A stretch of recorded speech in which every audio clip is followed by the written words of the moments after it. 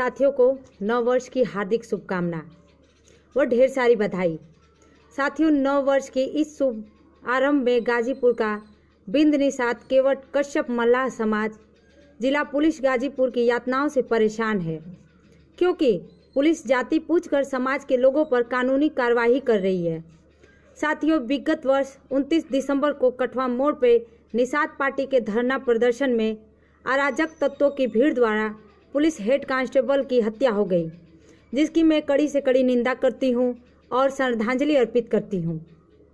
और बताना चाहती हूं कि विगत वर्ष में ही 17 दिसंबर की रात 10 बजे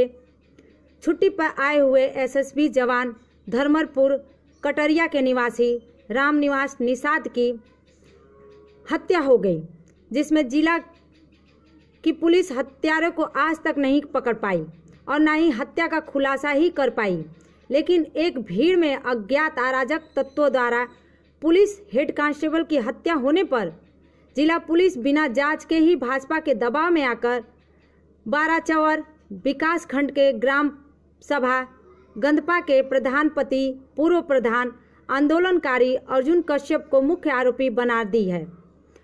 और 25,000 रुपये का इनाम भी घोषित कर दी है। लेकिन मैं योगी राज के जिला प्रशासन से जानना चाहती हूं कि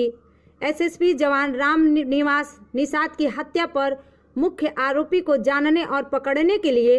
अभी तक कोई इनाम घोषित क्यों नहीं हुआ? अभी तक कोई जांच कमेटी क्यों नहीं गठित किया गया? क्या हत्या के इतने दिन बीत जाने के बाद जिला पुलिस मालूम कर पाई है कि एसएसबी जवान के हत्या का मुख्य आरोपी कौन है? इस कानूनी कार्रवाई में जिला प्रशासन गाजीपुर पुलिस हेड कांस्टेबल और एसएसबी की हत्या को अलग अलग तरीके से क्यों देख रहा है? मैं बिंदुबाला बिंद आप लोग को बताना चाहती हूँ कि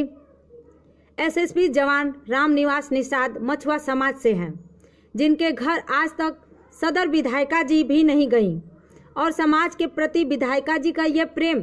कोई नई बात नहीं है, क्योंकि समाज के दुख के पल में तत्काल विधायिका जी कभी मौके पर नहीं जाती हैं।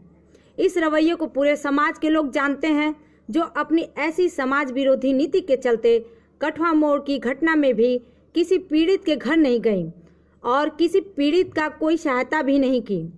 मेरे समाज के साथियों, केवट वंश के साथियों, निषाद वंश के साथियों, उपरोक्त मेरी बातों को सुनकर व जिला प्रशासन की दोहरी कानूनी कार्रवाई से आप खुद ही कह सकते हैं कि अर्जुन कश्यप समेत पूरे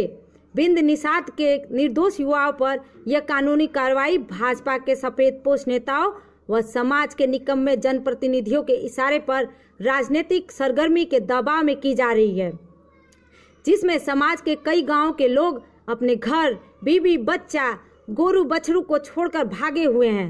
इसलिए मैं दावे के साथ कह रही हूं कि इस मामले में पकड़े गए निर्दोषों को छोड़ा नहीं जाता है तो योगी राज के इस उत्पीड़न और तांडव का खामियाजा हाल ही में होने वाले लोकसभा के आम चुनाव में भाजपा को हर हाल में भुगतना पड़ेगा।